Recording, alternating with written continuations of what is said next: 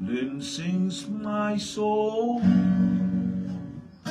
my Savior God, to thee. How great thou art, how great thou art. Then sings my soul,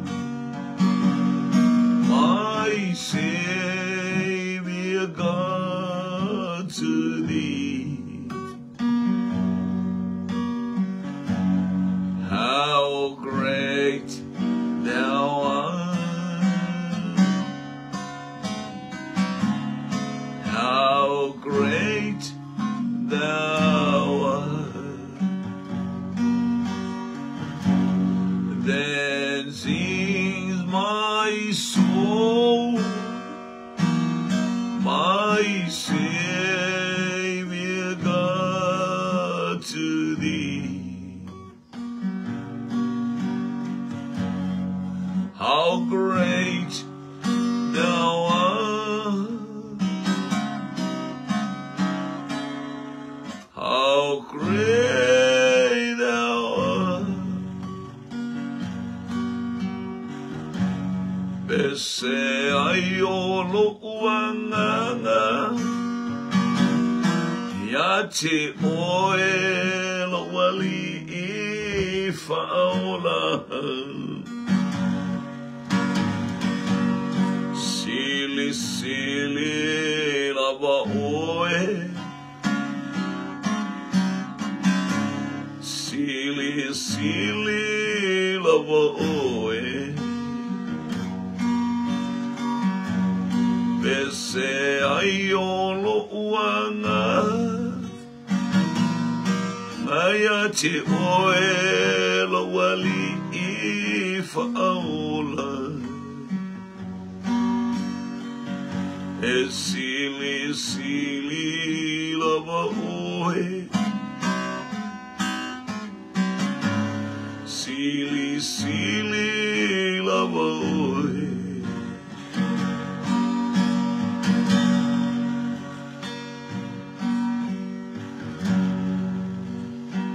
Hallelujah, hallelujah, hallelujah, hallelujah, hallelujah. Yepa ia oe, sili sili ese oe. E atua o atua, e ole li oli i. Ole tupu o tupu, ole atua ole whawawau. Maile amatanga ilo oile ngatanga. Ole alefa male omeka, ole muamua male muli muli. Mamalu e matango fie o fofo gia oe.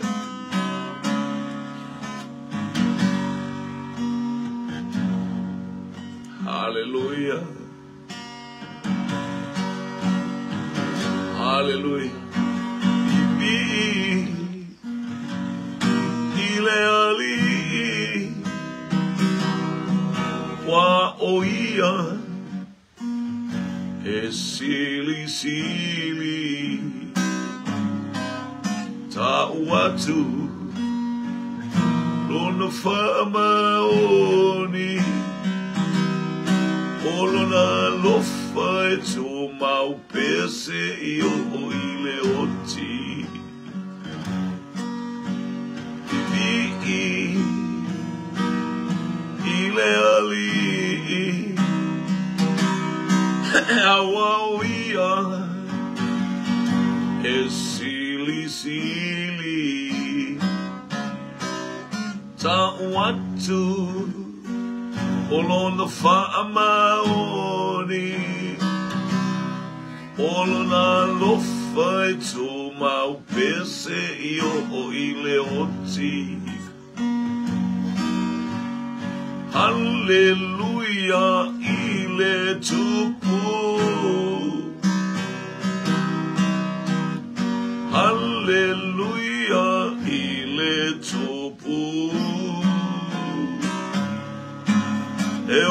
pese moia, o te siva moia, ivi ma manu. Hallelujah, ile tupu. Hallelujah, ile tupu. O te pese moia, o te siva moia, vivi a manu. Hallelujah. Tumawi a te oilo lava vi inga le wha manu ma le wha netanga le taya. Tau malawu fio, whaaftai lau taita inga, whaaftai lau aola mea ino mato. Tasi maia, tau opo whaawina, tau nei o mato ngā lua mea whai ngā lua ngā whai ala mea whina ngano ia nganga pa ia ono Yesu. Amen.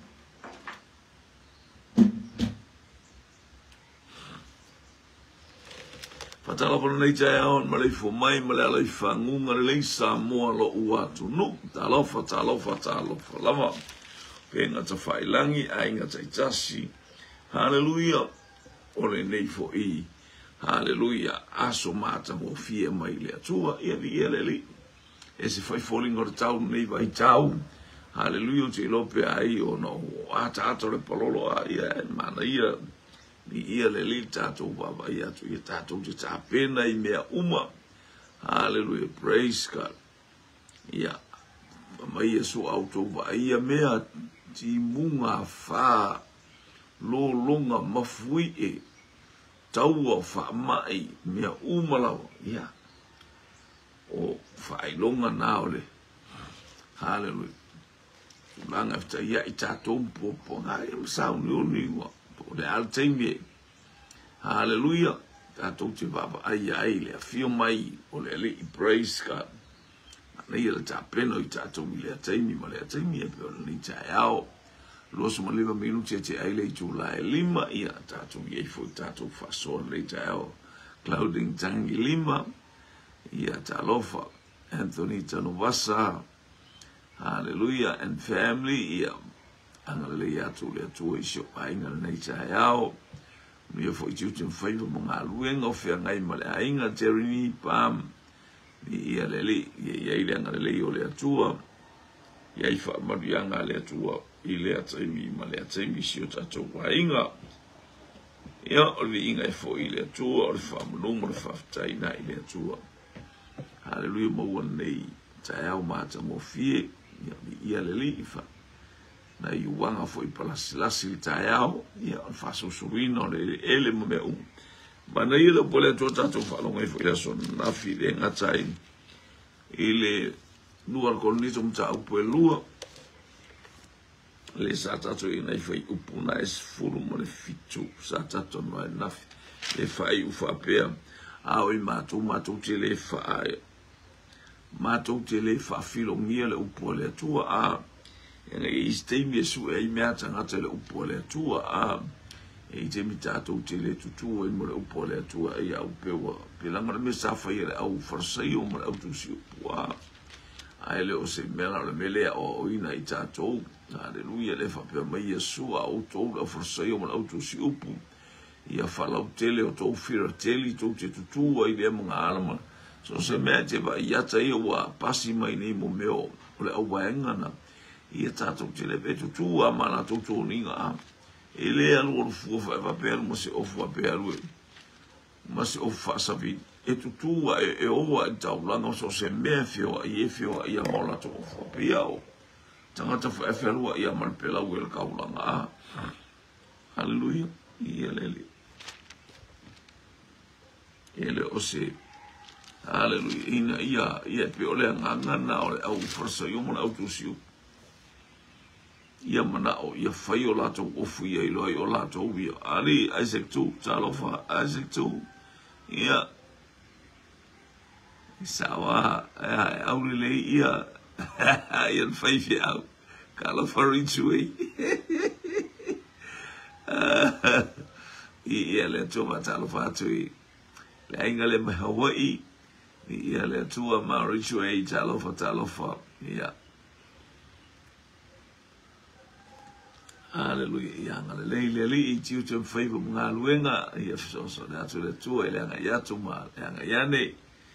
Ia foi manuia o le tua. Praise God. Nga luenga ma o ngan whanau. O le uti i wo i mele o le hallelujah manongi o le ola ia lena ia nafi ma le mele o le lefa au le fafilongia ma tau te le fafilongia ele pe o le totele o e fafilongia le afionga le atua e ala tala no le stanga tua pe na mtata no le e mo ele tupe a ia e faftai ile atua e o ina i tato no le ua o te tala no atu ile mata upule tonu a matou toe a mata ea ona tauleleia i matou e ia te i matou pe au ngā ea ia te i matou pei oisi ni tusi e tauleleia ai e avatu ia te outou po tusi e tauleleia ai mai ia te outou o le lei sili ese o le tala le lei. Hallelujah. Ia vapena pe ole tala noa polo ai ua tala noa tule kalesia. E ua fa afisirisi le po ofisisi le kalesia pena o ngai tofu i fiau. Wa le o langa na fa le tino a. Le o langa nga fa le tino fa le mafau fa le tola fono. E sa ili a. Wala mai sa ili mai utaia. I se fa ai loma. Esa ili mai eleni le poto.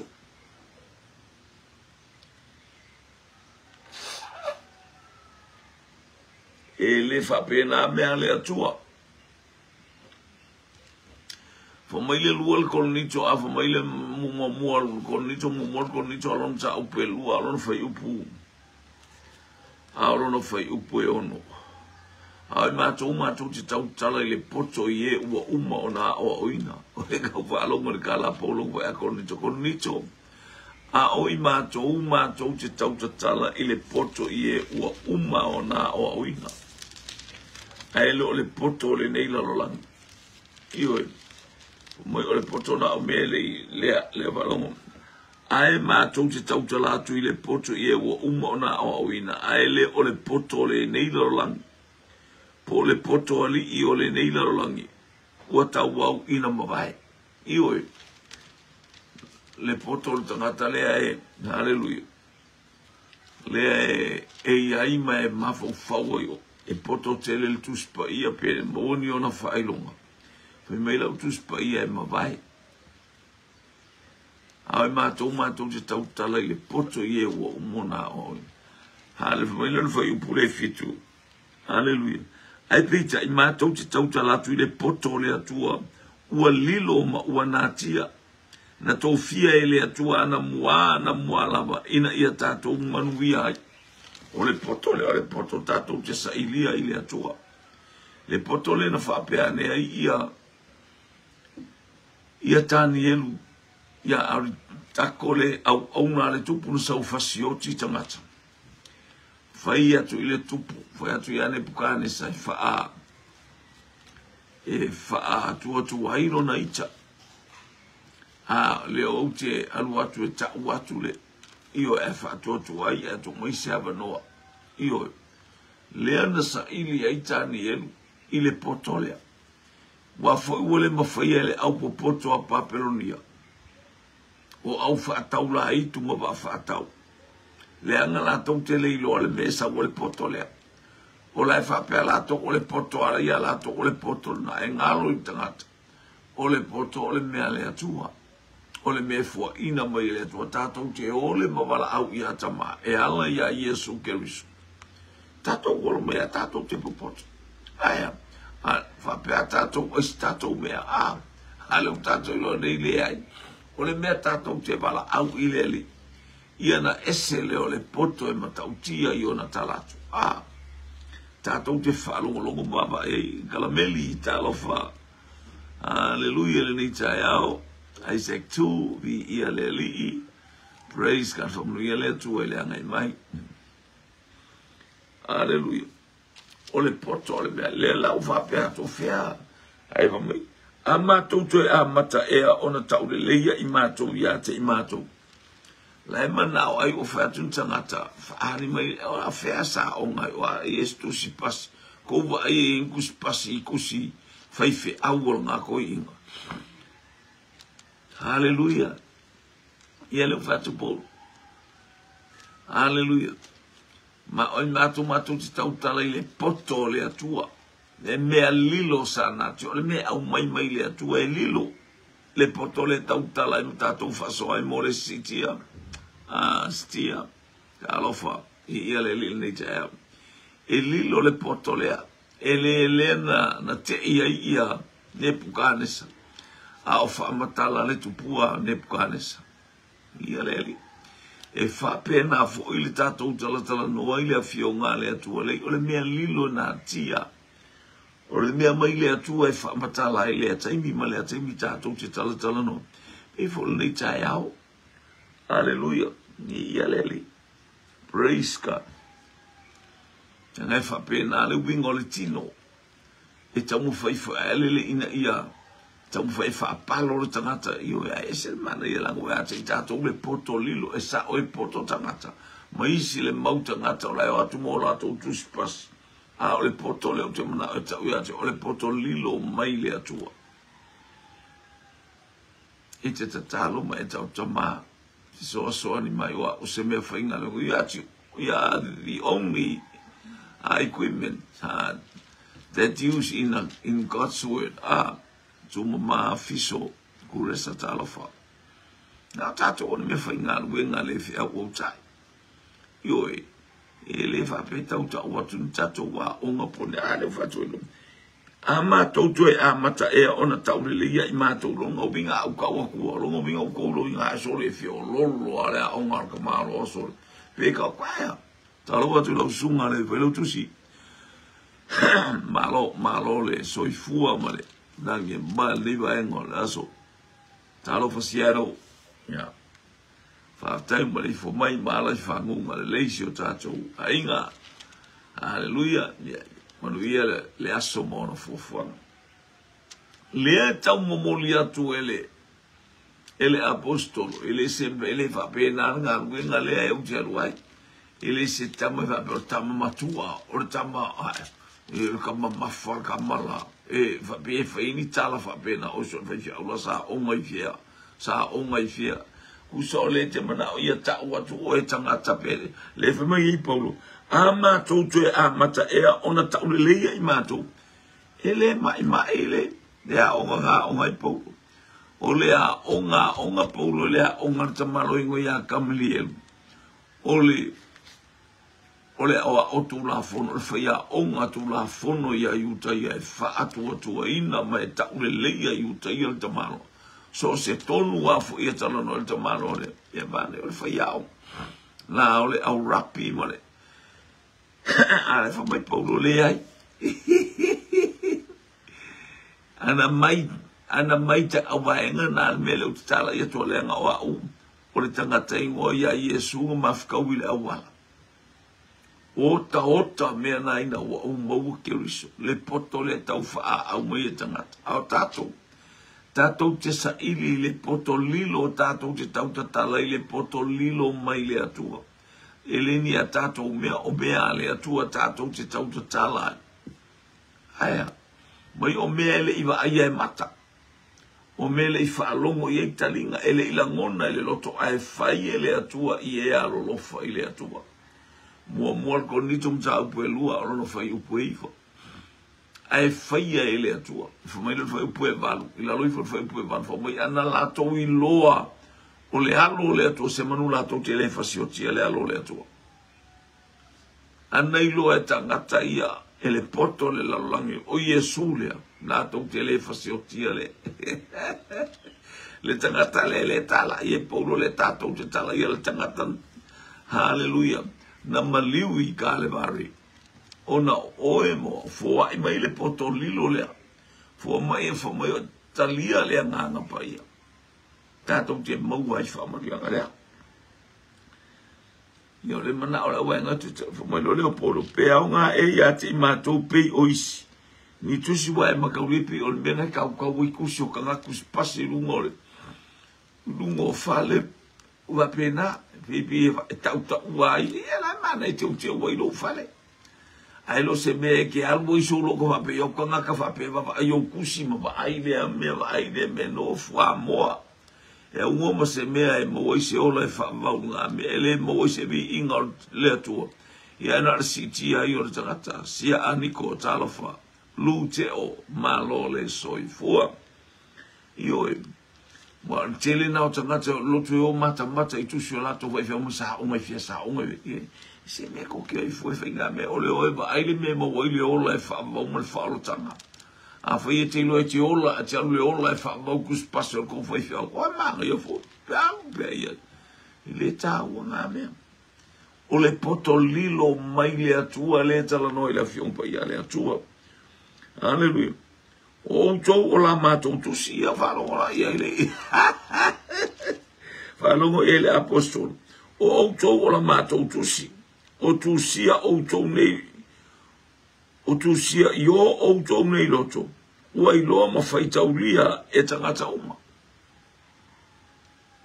Alleluia, leo fo ma le apostol ele i kusi pase a o ko wal ma kusi e lo tu sia i se peni utu a e tu si papa ano to loto i ale li talo velo zungar ko mai ma lo ngaru nge ye fiafi ile po no po ma lo fo ile ti lo wa lama fai u lo taiao lo va beao saul fale ia ngale atu le tua praise God hallelujah o to wala manto tusi io hallelujah le nganga tangata la sa fa ile upo le tua ile poto lilo mai le tua ia la umana au mai le tua e fea wa mai hallelujah per famelo tusi e peru hallelujah o le tua na ala mai ala ss hallelujah e perunta bo io ia mafai ai ona na ui mai le tua iala ss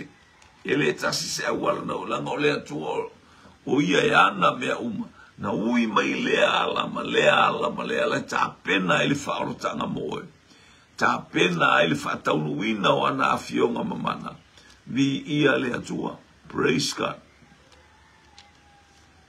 selmana iore tato wa ai le tua e se mana yo tato fa longo ile tu e se mana fa mai o to wala mato tusi io o poto coronito wai lo ai coronito le tu a coronito e o fa pau se ivanga na tangata yuta ia la no foi coronito fa sala wina i coronito le amata tu ya wala mai coronito samo moe a vai la e tele o me alo fa fale nganga ole nu le pito tele ai cornicho pa wala me la misi io me la na pela no le fatu polo pa o me cornicho tu salia auto matangata ia fa fia poto ma o ia mai hallelujah tele me lo fa aya ai le o mo me lo fa siri o le lo fa tele ko fa mai mama ai o le mafu mafanga io lo ko lo fa vi le tu auto wala ma tu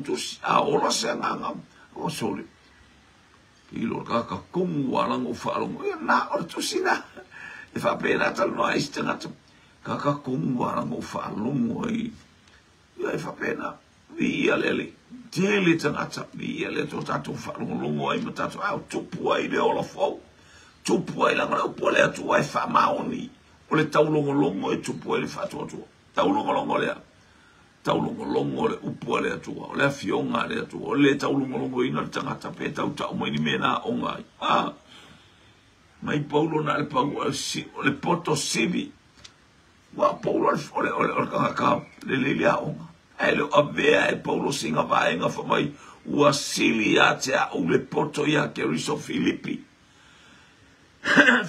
o ota mea naina ua o maua ke riso vai ao ina kako o ia ke riso o amena pele ya tu au tu o me ke ko ki fa ko il fongoki e ke ko fu le ko ngama e ke felwa ia alanga e ke felwa e malo ko ngama ia leli aya fa mai Paulo ia Filipi ota me na ina o mo ke ris ia nei te ofisili atu stangata ia te oe po le alo na ngai tele tangata e fa pena e o amata uta ume sa o ngai ma leo ele ta wana me sili na te na Paul me o mai ma o ia utupe praise God o se opusili na no fai ngofela ngore upule tato te olai ole upule wo fo ina mo tato male me na te fa matala ina le upule ole anga pai na fa longo le o tangata ola lo nanga fai mai lo Paulo o to ola utusi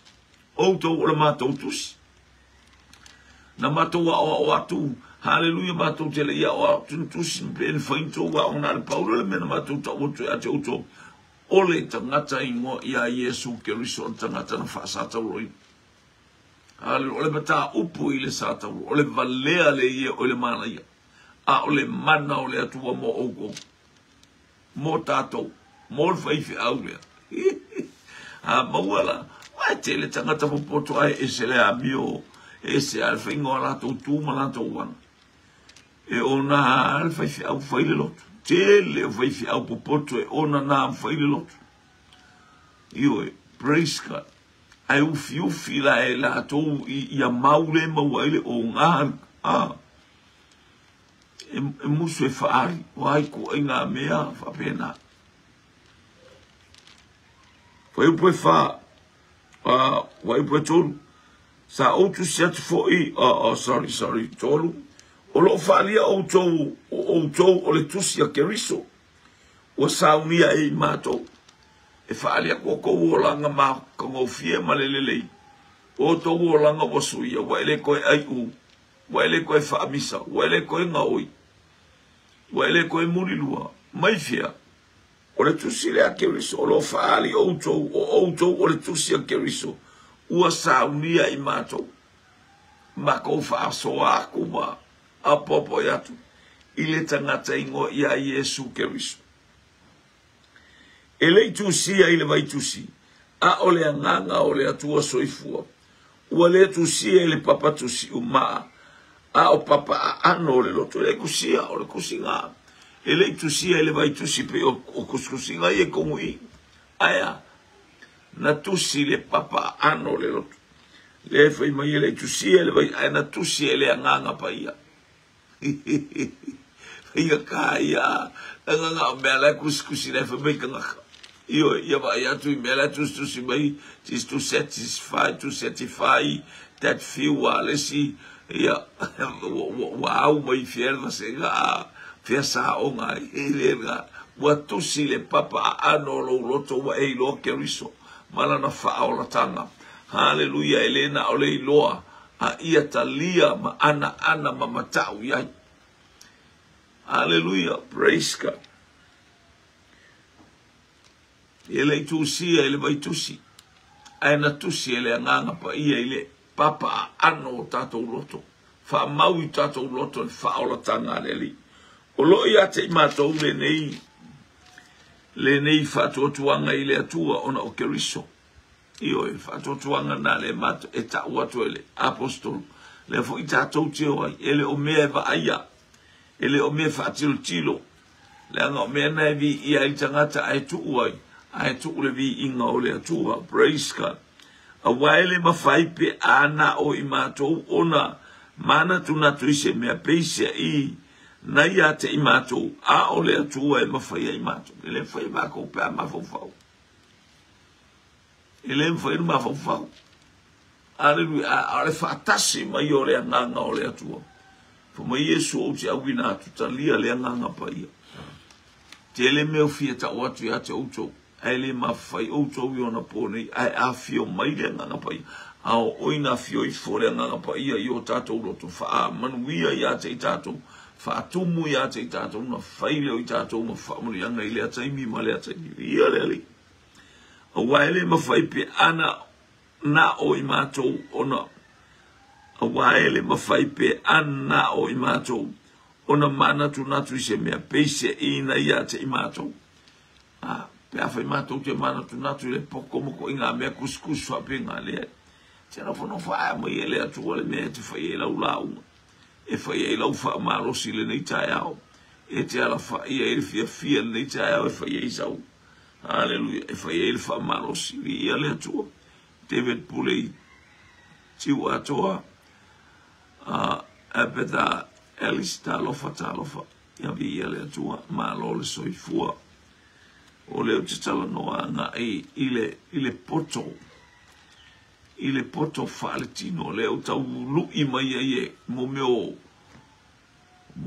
kangaka po le alo poto afele tele no fo fata o le po le atua lo wilo o le atua na taicha ia o le atua na mai le poto na ia to ele ama haleluya vi ia le atua Awaele peana o mato ele foi kakwa peana o kako le foi kakwa o ma le atua la meta todo o ia fo ia saunia I mato ia tatau ona foi ma au no le fenga fo o le fenga le kako ke o le fenga fo o le tato tele o to le fenga tuai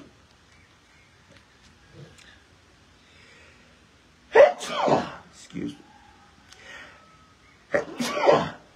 Hello. E se al fenga tua. Le fenga tua ina tu la fonoa. Na pa wal mena e fai el au filang na tu la fonoa tato. Tato te sa ili le tua e fa matala mai tu la fonoa la pola le winga. Me lilo sana tia. O le poto o le atua ele fai e stangata.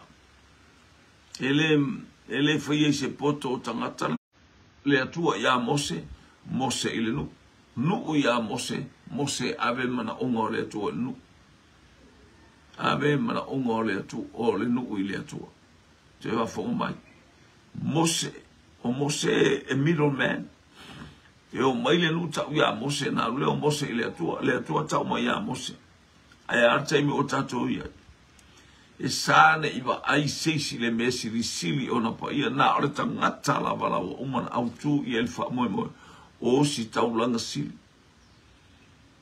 E whaatasi na arule o si taulanga ele I tono le maruman. I le tausanga. A whai o le ainga leo ai o fiu le ua o I el whaasolonga I ana le tasi a le lunga ba e po le ase mana ongo. I tasi kongo le tausanga.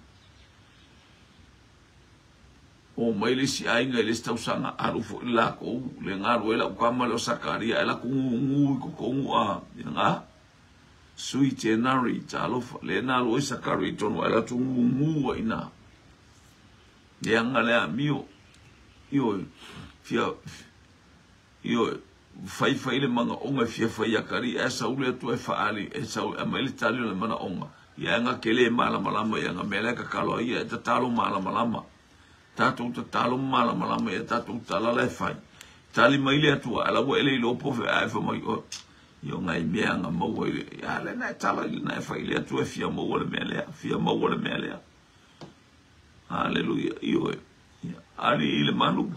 Ia le li. Tatu tu talo ile tu e fia maua le mea lea. Fia maua le mea lea. Fia maua le mea lea. Wa vatu e lea tu. Ai ese au tala nai whai. Iyo e. Ai te leo malama o lea tu. Sakaria. Datu Sakaria ye. Hallelujah. E alu tono le marmosau le angelu faila to el sapeta. Na whana umai o satari. Wale malama o sa ungu I fafu. Ia atu lo lea to ia la kapungira umuku whakoa e kaukala I staimie. E teilo a ilmele la tu. Io e. Ani ia lele ia. Isel mana I o tato. E ale tusi e fasioti. Kako woki mai le whenga inga tuai. E o lo wale a nganga seaka e malo uru le ma. Na pala malo o kau ai oi ma. Po mai leo e ale tusi e fasioti. E ale a nganga e faso se mea wei ta milo ile a nganga. E te ola. Pena vai atu sa tasi tangata na aluma le mana onga lo wainga. Ua tatala o e te anusa o a ilunga o le atu. Ele nkako me vapea. Bianga na foi mai le ia foi. Ia tala tu sia Petero fia mata angelu. Fia mata angelu ka ko me ia fai. Allo? Praise God.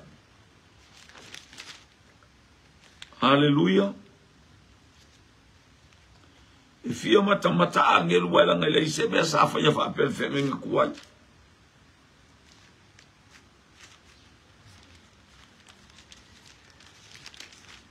Hallelujah. Tus pa iyo. Hallelujah. Fa ibule sulwa tus mo pe tenu ta upwe. Mo fa ibule sulwa. Na fa alia mai ya te lato ele ona o ilato. A o tou na lato tuina mai ai. Ia mea le kalangoa nga ikanga kafa la nga inga le upole atua. O mea ia wafa matala ina atu nei ia te outou. Ila tou o fola atu le tala le ia te outou. Ile nga pa ia. Wa awina mai le langi. O mea ia nau ia ile au angelu ile fia mata ia. Alo, ke vai angelu fia maka ia kako ule fa ipule. Le Petero le fia maka mai angelu ka le vai me ngala o kai miole ole tulafon e tasiar tangata ya le atua na ole ostaula na siri ai varia ngo mai fafu ai arta mini wa vai mai angelu wa ka ko uma wa alu arta ngata ilona taimi. Hallelujah.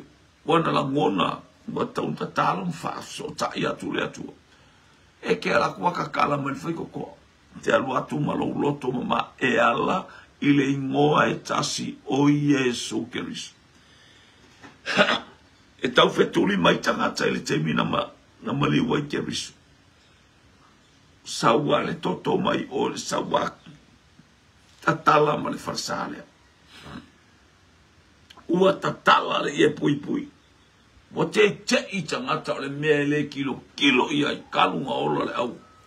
Ai o mai baba ya le au forsai o le au kusi upu le au satu ko ke ile vai ku sole wa ku mai le mea pai wa tu mai le atola au le tu ma lepele ianga wa sai o le atole tino Keriso wa vai lu ina e tilo le atola au o mea pa ia le tu wa e tilo ia i mo tilo ia matato tilo e o mai temini wa tatala Wavanoa, he is the only one who opened, hallelujah, the heaven.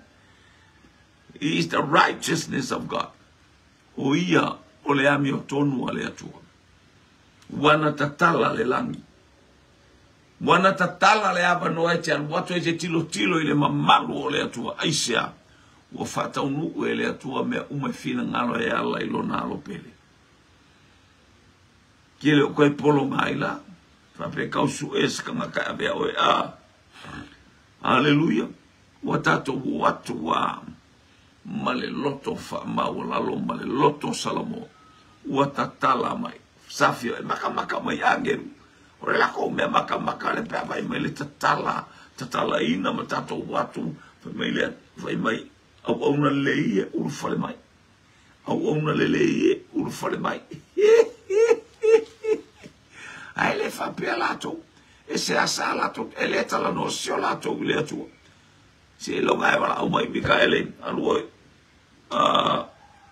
wala o mai le angel mo le aloi fe